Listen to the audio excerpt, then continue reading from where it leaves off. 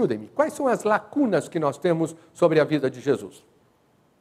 São vários anos que não tem na Bíblia, né? Ele é bebezinho, quando eles saem do Egito, depois só com 12 anos no templo, depois só aos 30 anos no início do ministério. O Paulo quer ouvir a sua voz de novo. É transmitido, aí as pessoas que porventura estão nos... Vou tentar. De acordo com a Bíblia, a gente vê umas lacunas muito grandes entre o nascimento dele, quando eles vão para o Egito, fugindo, depois quando ele tem 12 anos, que está no templo, depois com 30 anos, no seu ministério. Tem essa lacuna que a gente não tem na Bíblia, a parte dessa história, no meu entender.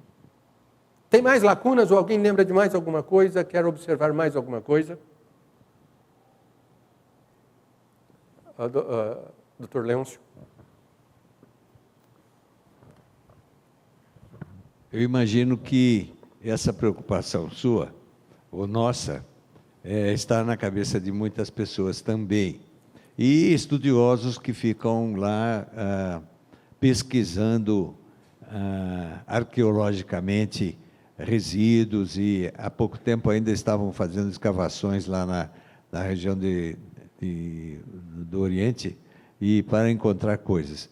De modo que, não pensando na parte teológica, mas simplesmente na parte histórica, muitos indivíduos hoje têm informações que poderiam ajudar a compor alguma coisa com relação à vida de Jesus e como é que as coisas andavam naquele tempo. Então, além daquilo que está nos evangelhos, há outras informações paralelas sobre a vida, o contexto em que Jesus viveu, e etc., que os pesquisadores estão sempre trabalhando em cima disso, não é verdade? Isso. Então, são informações complementares. O Dr. Leôncio lembra que existem fontes, nós vamos comentar sobre isso e mostrar também como é que os variados historiadores e pesquisadores tratam este material. Então, vejam, nós temos lacunas sobre a infância, pouca coisa que temos.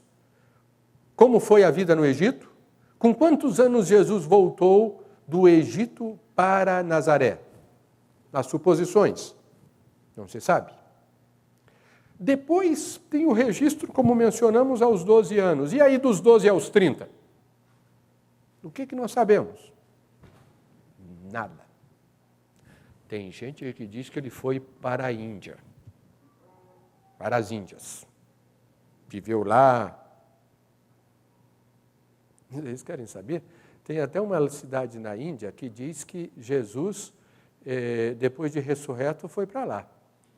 Constituiu família lá, teve filhos e netos e foi sepultado lá.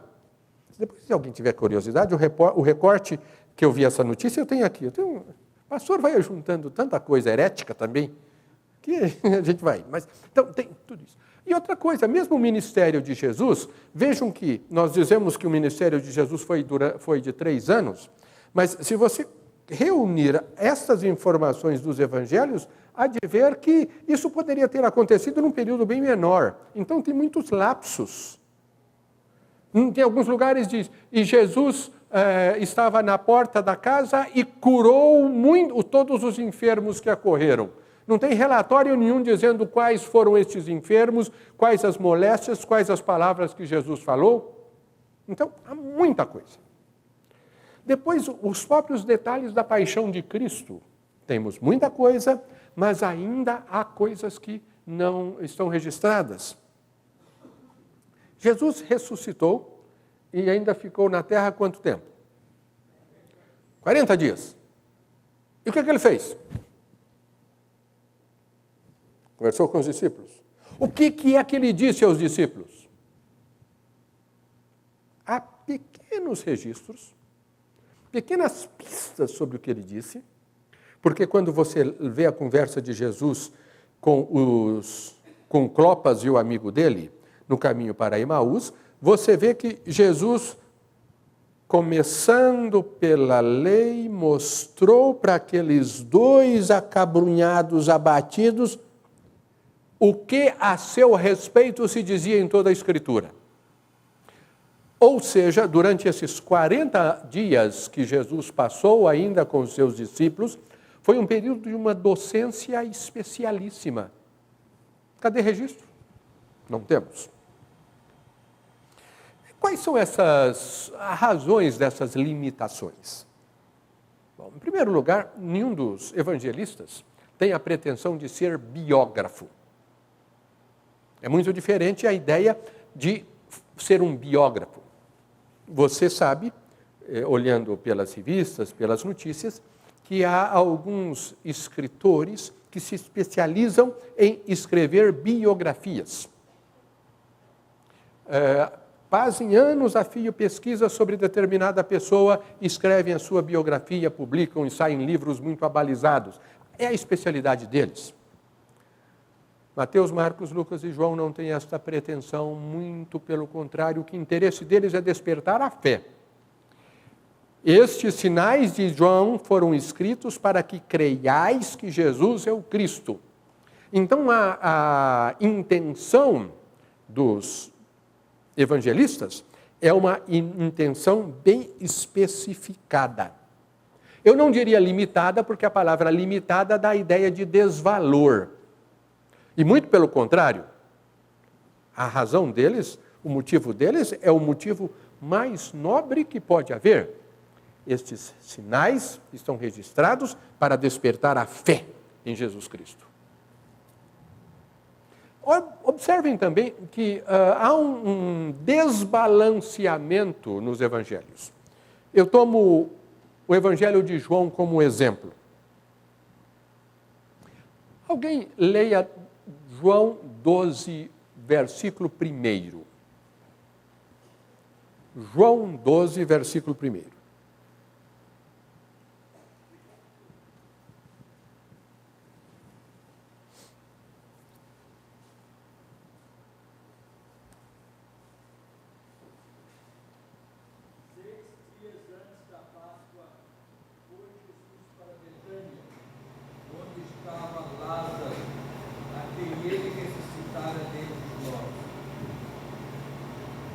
João 12.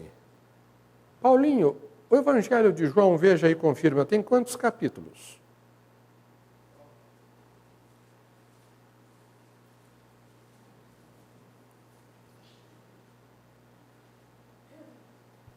João tem 21 capítulos. 21 capítulos. Vejam vocês que 11 capítulos cobrem um ministério de informações de coisas acontecidas em cerca de 3 anos. E do 12 ao 21, acontecimentos de uns 10, 15 dias. Não é isso? Vejam como que, em termos de narração, o Evangelho de João é desbalanceado. Você, biógrafo de Evita, vai ter uma sessão sobre a infância, sobre o tempo que ela foi atriz, o relacionamento dela com Perón, depois quando Perón sobe ao poder, e depois, por certo, também alguma coisa a respeito do culto à levita após a morte. Você vai ter a coisa muito bem seccionada. Não é o caso dos evangelistas. E acresce-se a isso a escassez dos recursos físicos para a escrita. Vamos dizer assim, para usar a nossa linguagem, o papel era caro. Papiros ou pergaminhos que eram usados, eram documentos,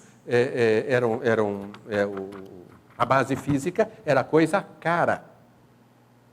Tanto é que, na crítica bíblica, nós estudamos alguma coisa sobre, na crítica dos textos bíblicos, sobre os palimpsestos. Acho que ninguém nunca ouviu falar essa palavra esquisita. Mas palimpsesto era o seguinte, tem um pergaminho que tem coisa escrita, aí eu falo, eu quero escrever, não tem mais papel, pegava talvez uma faca, alguma coisa assim, raspava o que estava escrito e escrevia em cima um outro texto. Aí sumia aquilo que estava. E agora, com essas técnicas de radiografia, eu nem sei qual que é o nome desse negócio, hein? Mas é possível olhar o texto e descobrir qual é o texto apagado. E muitas vezes o texto apagado é infinitamente mais importante do que o que está escrito.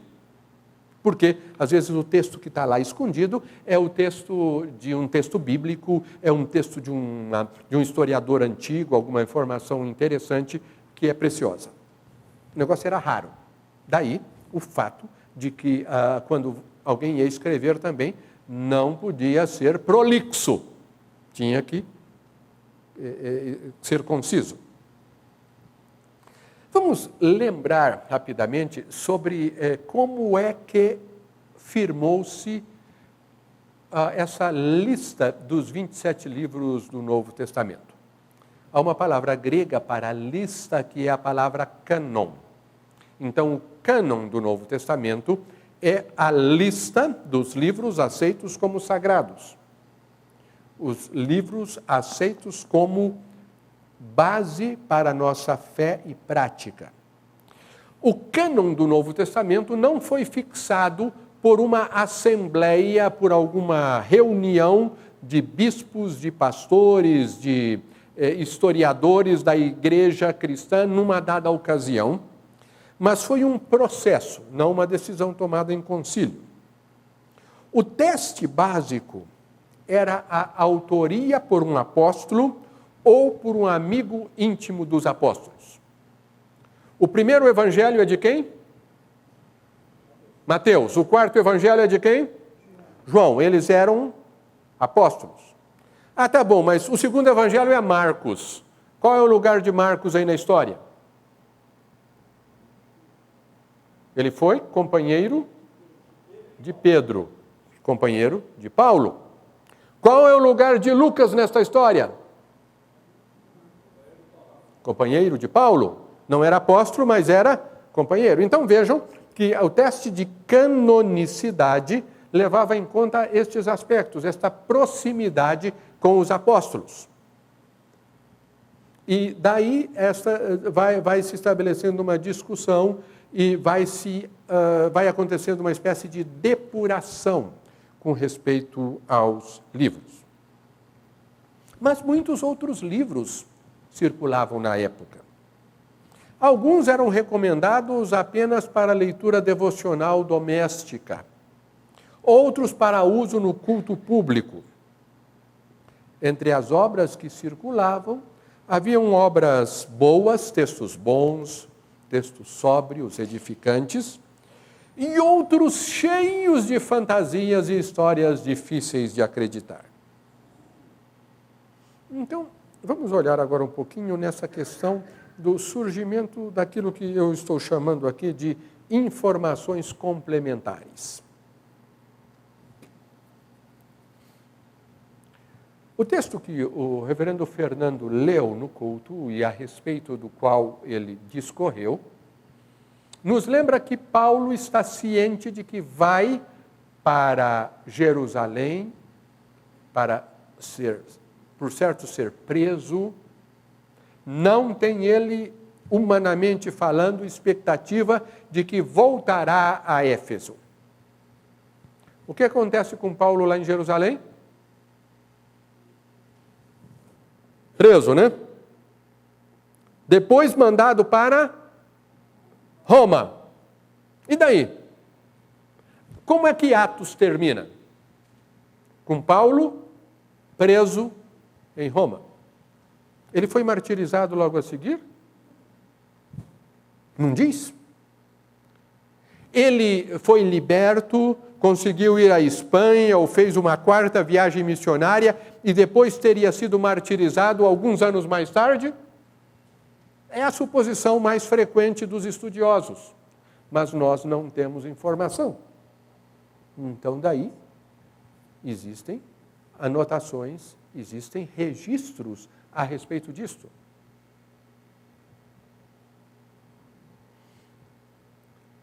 Existem outras obras que pretendem ter sido escritas por apóstolos, atribuídas a apóstolos, ou que tem pretensões de trazer informações novas, informações que não constam dos evangelhos ou do livro de Atos. Mas, muitas vezes, a atribuição da autoria é falsa. Aí você vai perguntar, como é que os estudiosos sabem fazer isto? Permitam-me inventar uma história.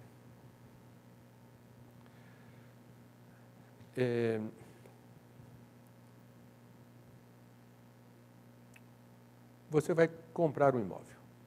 Manuel, eu vou pôr o seu nome no meio, viu? O Manuel compra um imóvel. Ele compra o imóvel do seu Joaquim Quinteiro. E seu Joaquim Quinteiro comprou o terreno 50 anos atrás. Depois construiu uma casa ali, e aí este imóvel, seu Joaquim Quinteiro, ainda está vivo. Forte, assim, com a bengalinha dele, batendo assim na gente com a bengala. Seu Joaquim Quinteiro ainda está vivo, e vendeu para o Manuel. Só que mal o Manuel entrou na posse do imóvel, chega um cidadão lá, dizendo assim, não, o seu Joaquim Quinteiro vendeu primeiro para mim. Olha aqui, eu tenho uma escritura. O Manuel fala, mas essa escritura não foi nem lavrada no cartório de Campinas. Tem uma cidade pequena aqui no interior de São Paulo, não sei se tem até, às vezes, alguém de lá, Badi Bacite. Acho que é assim que pronuncia. Vocês são de lá? Não dá, me parece que não é uma cidade muito grande. Mas tem cartório. Hã? Do Mauro. Então, obrigado. Obrigado pela ajuda. Para nossa ilustração aqui.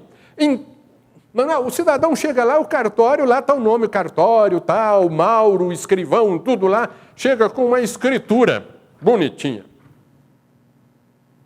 Ixi, você balança, né? Foi vendido primeiro, o cara esqueceu de registrar, sei lá o quê e tudo. Manuel dançou. Só que aí, o advogado pega e vai examinar. E na escritura tem que constar de quem o Joaquim comprou. Tá? Lembrem-se que na escritura sempre tem que constar. Este imóvel foi havido por Joaquim Quinteiro, linguagem bonita que tem nos documentos, né? Este imóvel foi havido por Joaquim Quinteiro por compra feita a Esmeralda Fagundes, em data de 50 anos atrás, pelo valor de R$50 mil. Me ajudem aí os de mais idade. Quando é que o padrão brasileiro mudou de réis para cruzeiro? Faz mais de 50 ou menos de 50? Mais de 50. O padrão, salvo engano, eu ainda não estava vivo lá, acho que foi 1945. Eu nasci no ano que a Evita morreu aí. Ninguém não me acande, ela está assim em 52. Então, vejam vocês, que esta pequenina informação já mostra que é possível suspeitar que este é um documento falso, que essa escritura que o fulano está apresentando ao Manuel é falsa. Por quê? Porque no tempo que foi feito o negócio, 50 anos atrás, isso daria o quê? 64? 1964, né? Nessa minha conta aqui. Já vigorava o cruzeiro e não mil-réis. Então, parei um pouquinho nisso aqui para dizer para vocês, meus irmãos, que quando um especialista afirma a autenticidade ou o caráter de falsificação de um documento antigo, ele não faz por eu acho que. Ele faz por um conjunto muito detalhado de evidências históricas e de dados do documento. Algum tempo atrás eu comprei uma revista sobre música e falava de um irmão que fez doutorado na área de música, acho que até aqui na Unicamp, e ele se dedicou a pesquisar algumas coisas sobre órgãos das igrejas beneditinas no Brasil colonial, mais ou menos um negócio assim. Mas ele teve que ir a Portugal fazer um curso com uma especialista, sabe em quê? Em caligrafia. O nome é outro lá.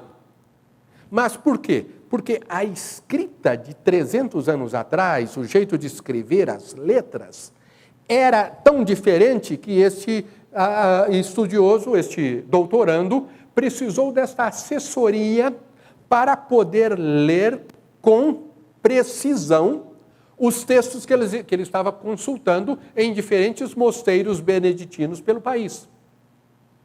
Aqui, então, volta novamente aquela questão. O estudioso, muitas vezes, diz, ele tem uma série de informações que lhe permite dizer que este tipo de caligrafia pertence ao século IV e não ao século II, por comparação de documentos. Veja que o cidadão tem que ser aquele que queima a pestana, que é cri-cri com detalhes, para poder nos dar esta segurança. Bom, as formas literárias, então, que surgem com estas pretensões são variadas. Existem evangelhos, existem atos, existem epístolas, existem apocalipses, tudo parecido com o que nós temos aqui. Aí por que surgem estes documentos? Bom, um dos aspectos mesmo é a curiosidade humana, né? Nós somos curiosos.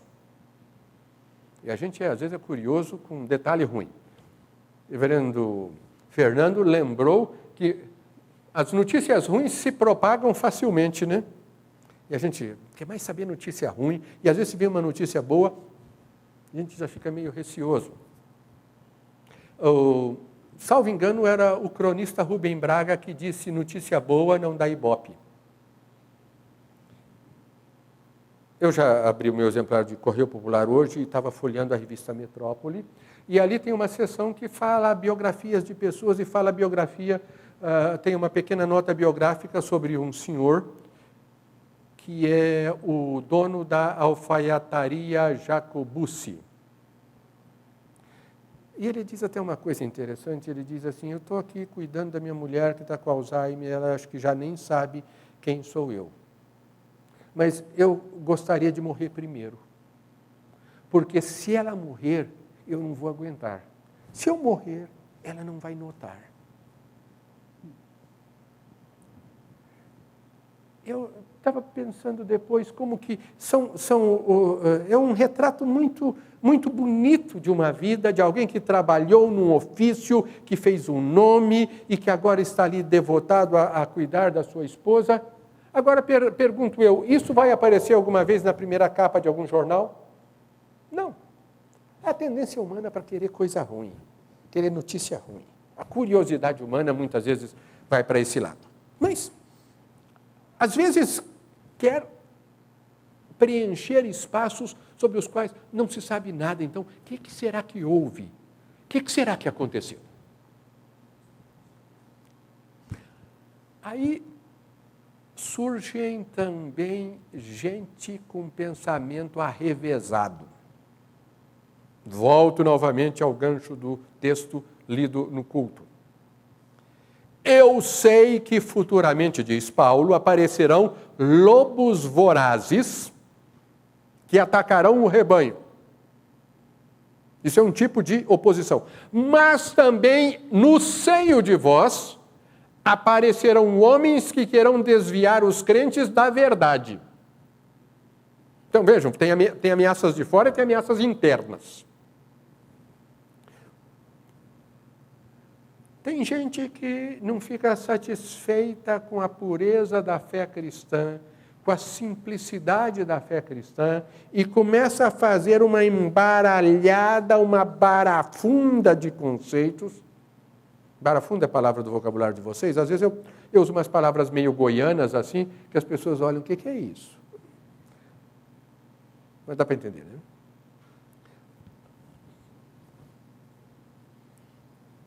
há às vezes uma ideia de que Jesus, naqueles 40 dias que ele ficou lá, da ressurreição até a ascensão, ele contou segredos. Eu sei os segredos, tá? Vou contar agora para você. Só para você. Aí a outra pessoa escreve que teve os segredos. Ou então coloca como autoridade. Não, foi Tomé que revelou estas coisas. Por exemplo, existe um evangelho chamado Evangelho Copta de Tomé. Copta é a língua no qual ele foi escrito, é uma língua do Egito Antigo. Eu vou repetir o que está lá. Há o registro de uma conversa de Jesus com os seus discípulos. Tem diversos discípulos. A certa altura se diz que Jesus tomou Tomé à parte e lhe disse 3 palavras. Quando Tomé voltou para junto de seus companheiros, estes lhe perguntaram: que foi que Jesus te disse? Tomé respondeu: se eu vos dissesse uma das palavras que ele me disse, vós pegaríeis pedras para apedrejar-me, e das pedras sairia fogo e vos queimaria. Então, Jesus disse uma coisa secreta só para Tomé. Agora, no Evangelho de Tomé, está se contando isto. Então, há toda uma mentalidade, um estado de espírito na época que favorece o surgimento de ideias tortas. E um dos movimentos mais conhecidos, mais presentes, logo aí, já no fim do 1º século e no 2º século, é o chamado gnosticismo. O gnosticismo não foi um movimento organizado, que tinha uma chefia, tinha um escritório central. Era mais um modo de pensar, era uma tentativa de explicar o mundo e o mal nele existente. Que é isso, eu acho que é a nossa necessidade. Por que tem tanta maldade no mundo? Por que o mundo é desse jeito? Nós todos desenvolvemos, quer deliberada ou inconscientemente, respostas a essas questões. Eu quero recordar, para estabelecer exatamente o contraste com as ideias do gnosticismo, 2 conceitos cristãos básicos. Primeiro, a criação é boa. Tudo o que Deus criou é bom e as coisas materiais não são vergonhosas nem más. Alguém vai lá no primeiro livro da Bíblia e leia no 1º capítulo o versículo 31. Gênesis 1, 31. Por favor. E alguém depois fica já preparado para ler 1 João 1, 1, por favor. Mas eu vou comentar 1 João antes de pedir para ler. Gênesis 1, 31.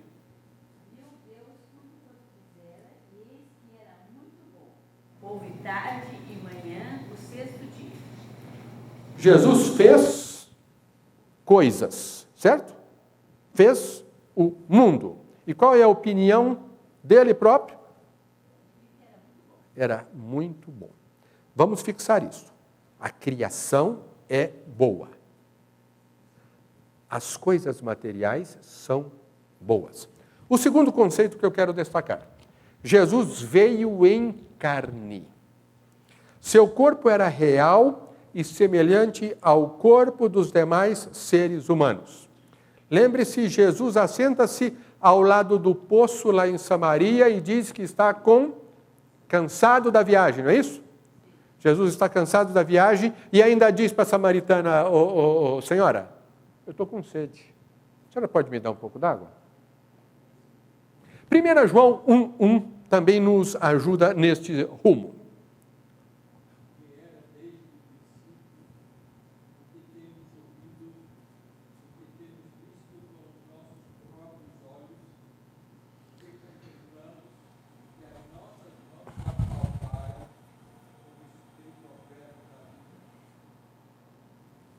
Vejam que o apóstolo está dizendo o que ele viu, o que as nossas mãos apalparam. É novamente a ênfase de Jesus Cristo como alguém que teve corpo, que veio em carne. Mas os movimentos gnósticos tinham algumas crenças em comum. A primeira delas era a ideia de um Deus supremo totalmente isolado do mundo. Este Deus criou um grupo de seres espirituais. Então, numa das modalidades do gnosticismo, tem o seguinte: o Deus Supremo criou uma entidade espiritual aqui, número 1. Essa número 1 criou o número 2. A 2 criou a 3. A 9 criou a 10. E essa 10, veja, vai ficando longe da divindade, vai perdendo pureza, vai perdendo qualidade. Então, esse 10º derivado aí, que alguns chamam de 10º demiurgo, é que criou a matéria. A matéria, portanto, é má. E o ser humano, portanto, é um espírito encarcerado no corpo. Vejam a diferença. O ser humano é um espírito aprisionado no corpo. Por isso, a ideia do gnosticismo é desenvolver alguns mecanismos ou falar alguma coisa para que haja um escape da alma da prisão do corpo para o reino celestial. De modo que muitos dos escritos apócrifos que estão por aí, e esse aqui é um livro pequeno, que está na biblioteca do seminário, que só tem evangelhos apócrifos. É pequeno. O próprio historiador, que é um padre italiano, ele diz que ele fez uma seleção, acho que de uma obra muito maior. Lá no seminário eu tenho um livro grosso, assim, em inglês, folha bem fininha, cheia desse material. Então a gente sabe que tem muita coisa. E eles têm muitas dessas ideias. Eu quero lhes dar 2 exemplos. O Evangelho do Pseudo-Mateus. No Evangelho do Pseudo-Mateus, você tem os nomes dos pais de Maria. E você sabe quais são, né? Pelo menos dentro da Igreja Católica, eles aceitam como válida as informações deste Evangelho, dizem que é Joaquim e Ana. Né? Joaquim e Ana. Tem festas para eles. Descreve a infância de Maria como uma criança perfeita, criada isolada de qualquer má influência e que, em dada idade, ainda tenra, ainda menininha, é entregue ao cuidado dos sacerdotes no templo para fazer parte de um grupo das virgens que viviam no templo. Você já ouviu falar disso no Antigo Testamento ou no Novo Testamento, que tinha alguma coisa desse jeito? Não? Também este mesmo Evangelho descreve atos miraculosos ocorridos na fuga para o Egito. Por exemplo, numa dada ocasião, surgem dragões. E aí Jesus, quando foram para o Egito, ele já tinha 2 anos, ele sai do colo da mãe e repreende os dragões. Ou então que aparecem leões e leopardos que acompanham a família e que ajudam até a indicar para a Sagrada Família qual é o caminho a seguir. Eu acho que é muita imaginação para o meu gosto, né? Muita tentativa de pintar o miraculoso. Em abril de 2006, foi divulgado com muito estardalhaço o tal do Evangelho de Judas. Alguém lembra ainda? Vaga a memória, né? O negócio faz aquele estardalhaço e depois murcha. Por volta de 1978, um lavrador que procurava relíquias encontrou em um vilarejo ao sul do Cairo uma caixa de pedra contendo alguns livros. E havia um volume encadernado, em couro, mas que estava incompleto. Pelos cálculos dos estudiosos, deveria ter umas 120 a 150 páginas. Sobraram apenas 62 e ali tem pelo menos 3, me parece acho que 3 textos diferentes. Um deles é o chamado Evangelho de Judas. que está escrito também nesta língua egípcia antiga, o copta ou cóptico. É uma língua egípcia, mas que usa o alfabeto grego. E eu cito aqui um texto publicado no site do jornal Estadão na época. Segundo o Evangelho de Judas, o apóstolo teria sido o melhor amigo de Jesus Cristo, seria o único dos 12 discípulos que conhecia o destino do Mestre. E ao denunciá-lo aos romanos, o teria ajudado a cumprir sua missão divina, ou seja, ser crucificado para salvar a humanidade. A ordem para denunciá-lo teria partido do próprio Jesus. Então, veja, uma pretensão do Evangelho de Judas é trazer informações secretas, ocultas, até então desconhecidas.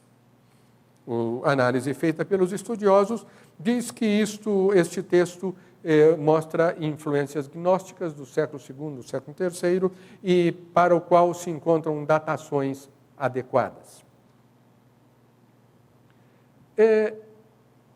O que é importante nós percebermos em tudo isto?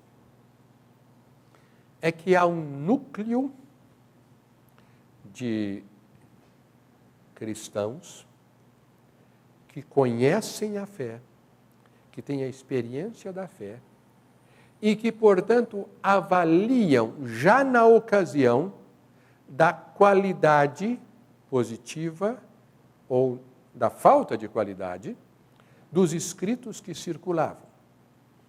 Então, se você for a Jerônimo, o grande tradutor da Bíblia, você verá que ele, assim como os outros grandes pais da igreja, ele tem as opiniões, ele fala, olha, tal documento que circula por aí tem muita tolice, porque foi escrito por um gnóstico, por um cidadão que apartou-se da fé cristã. Então, nós temos todos estes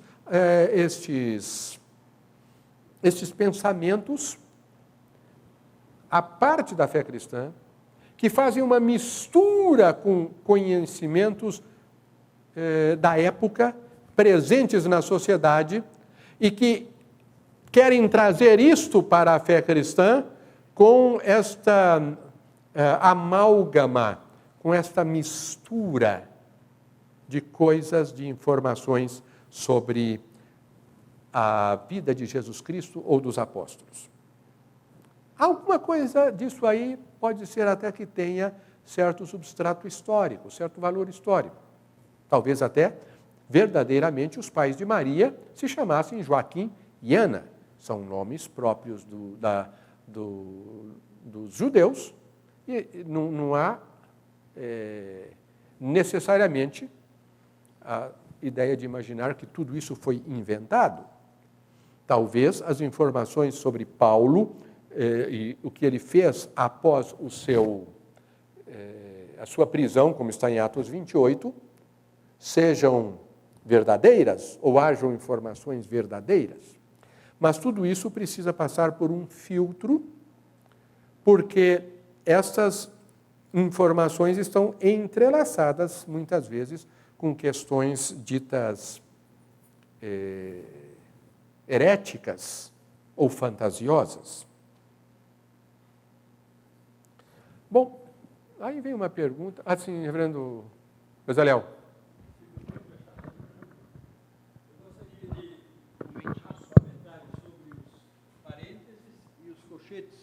Em algumas traduções em português, e isso faz até uma certa diferença.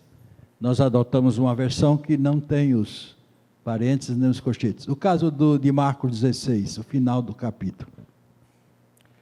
Assim, o que o reverendo Bezaliel levanta é uma questão sobre o texto da própria Escritura, o texto do Novo Testamento. Nós temos manuscritos antigos, mas nós não temos um manuscrito assinado e dito, eu, Marcos, escrevi este texto e este é o texto autêntico. Então, por causa dessas divergências, há alguns locais do Novo Testamento que há dúvidas se aquela expressão pertence ao texto original ou não. Então, há certas seções e há certas edições da Bíblia que trazem isso em colchetes. Ou a tradução, a NVI, traz também as observações em notas de rodapé.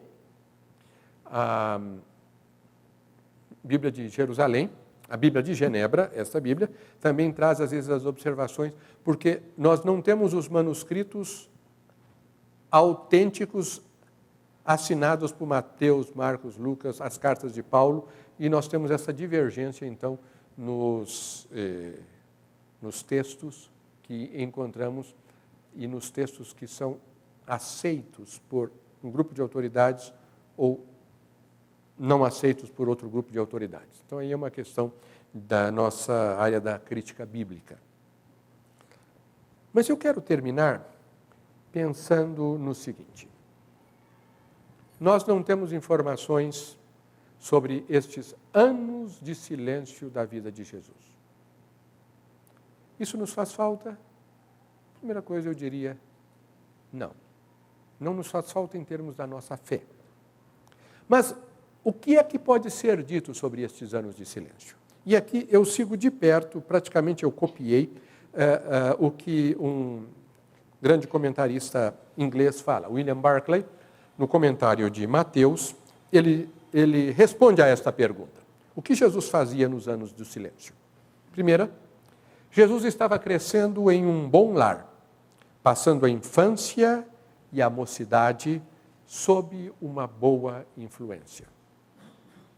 Em Nazaré, como nas outras cidades da Palestina, havia sinagoga e certamente, então, a família de José, Maria, Jesus, os demais irmãos, participavam da vida religiosa da comunidade de forma ordeira. Jesus estava crescendo em um bom lar. Segunda coisa, Jesus estava cumprindo as responsabilidades de um filho mais velho. É bem provável que José já tivesse morrido quando Jesus vai chegando à idade adulta. Porque, veja-se que no milagre de Caná da Galileia, fala-se de Maria, não se fala de José. Então, aqui nós temos também um campo de suposição, mas parece mais acertado pensar que José morre em algum espaço aí entre os 12 e 30 anos de vida de Jesus e que, portanto, Jesus tem que assumir essa função. Terceira coisa, Jesus estava aprendendo o que significava ser um homem do povo, um trabalhador. Se Jesus iria ajudar os homens, ele precisava primeiro conhecer como eram as vidas dos homens, como cada um vivia, as lutas, as perplexidades, os maus pagadores. Jesus trabalhava como carpinteiro. Quarta observação, Jesus estava cumprindo de maneira fiel as tarefas menores, antes que a maior tarefa lhe fosse conferida. Fiel nas pequenas coisas, preparando-se para a sua grande missão. Eu quero notar que o silêncio da Escritura ocorre porque não há nada de excepcional para registrar.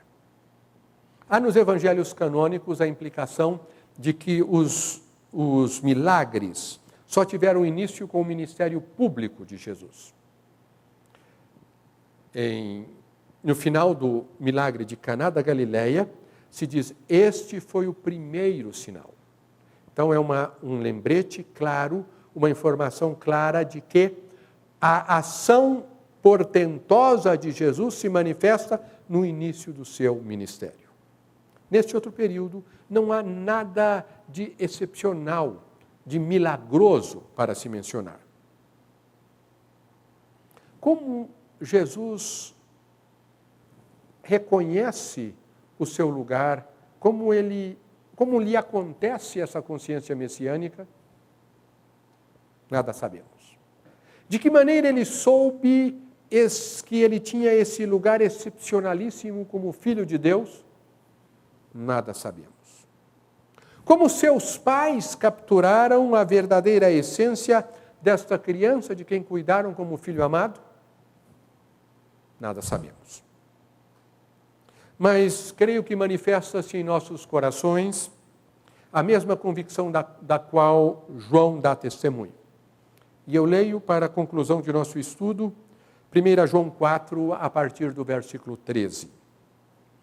Nisto conhecemos que permanecemos nele e ele em nós, em que nos deu do seu Espírito.